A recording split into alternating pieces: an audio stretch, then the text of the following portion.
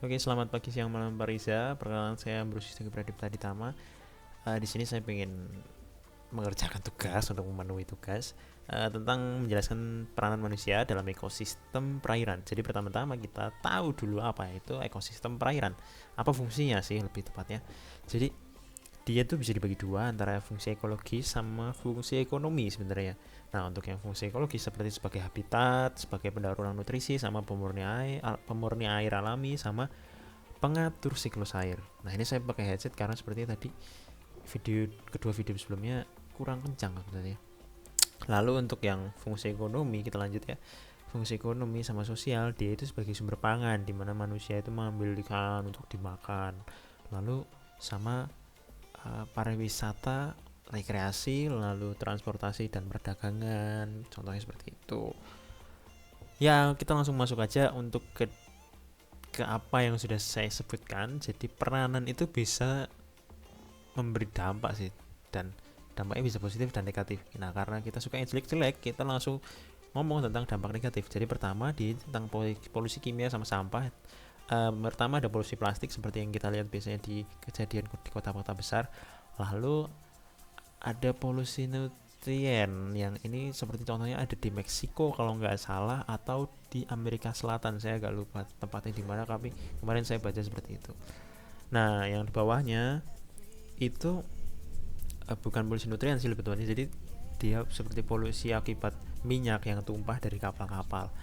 Lalu ada polusi kimia yang ini dekat dengan saya karena ini biasanya polusi kimia ini buangan air limbah dari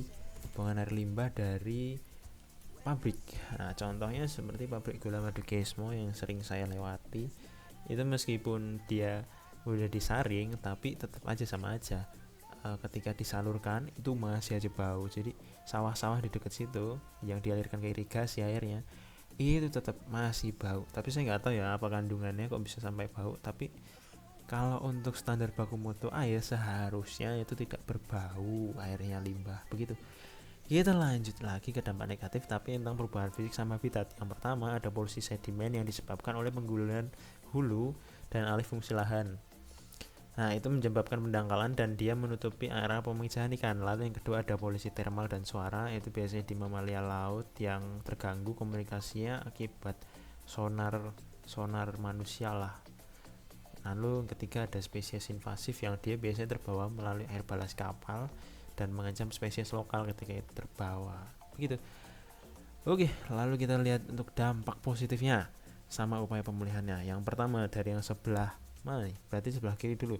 Jadi ada konservasi sama rehabilitasi. Jadi ini sangat ini contohnya saya ambil dari teman-teman saya ya. Jadi dia melakukan konservasi di sungai belakang rumahnya, which is juga dia beli tanahnya, terus dia melakukan konservasi. Dan sebenarnya ini juga ada profitnya karena dia juga buka restoran di situ. Jadi beberapa kegiatannya itu kayak penanaman vegetasi sama dia restorasi sungai. Nah, kalau saya sejauh yang saya lihat di sana itu juga dia merestorasi kayak sumber air gitu, jadi dia bikin sendang sendiri. Lalu untuk yang kedua ada rekayasa ekosistem. Ini contohnya ada di China, di provinsi apa gitu, kayak bukan Guangzhou sih, apa gitu, agak agak sulit namanya pak. Jadi dia melakukan pengendalian banjir sama irigasi yang dia tetap memberikan ekologi. Nah, sebenarnya saya ingat banget ini tentang politik sih, tapi jadi untuk kebijakannya Pak Ahok tahun 2000 berapa ya, sebelum Covid pokoknya, ketika pemilu pemilu Jakarta itu saya ingat sekali. Jadi dia mempropose a program called naturalisasi, dan itu hampir sama sebenarnya sama programnya Pak Anies, tapi naturalisasi itu lebih kayak yang di China ini. Jadi samping-sampingnya itu dibebaskan lahannya untuk ditanami vegetasi-vegetasi. Sedangkan kalau Pak Anies, kalau nggak salah namanya, kalau bukan naturalisasi, satunya naturalisasi apa ya? Aduh saya tadi ingat, tapi saya lupa. Pokoknya ada satu lagi namanya Pak Anies itu apa? Tapi beda, Pak Anies nggak pakai menanam vegetasi, hanya diberikan talut seperti itu kalau nggak salah.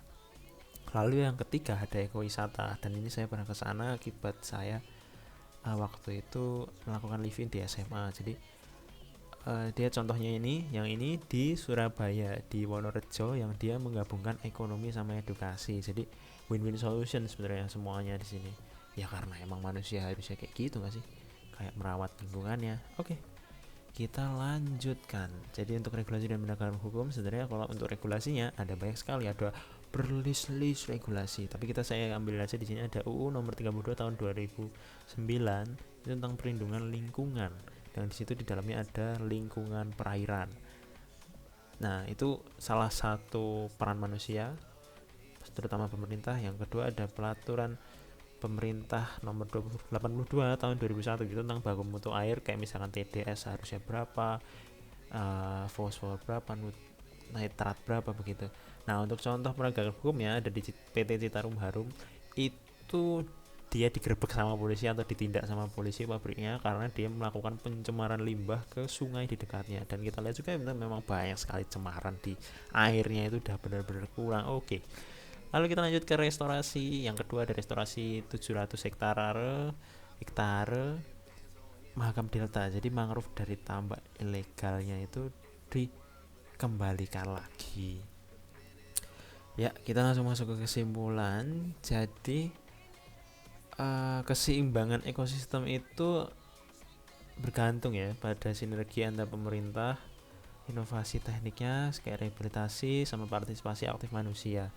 Jadi supaya manusia ini sangat berperan yang positif ya, jangan yang negatif. Itu tuh kita harus kayak apa ya? Ya kita harus sadar kita tuh apex predator dan kita harus adaptasor karena emang lingkungan ini itu habitat kita. Jadi kalau misalkan ada satu yang nggak seimbang, ya jelas lah kita kena domino efeknya. Contohnya seperti di Jakarta ketika hutan mangrove itu dibabat habis dan alih fungsi lahan. Itu ketika saya di Jakarta, di mana ya? Di Jakarta Tengah ya masuknya, di stasiun Gambir itu saya coba cuci tangan sama cuci muka, lah kok masih payau airnya, masih kayak ada pliket-pliketnya gitu. Jadi kemampuan filtrasinya udah kurang oke. Jadi peranan manusia sebenarnya untuk membalikan habitat itu. Terima kasih, sekian, thanks for your attention.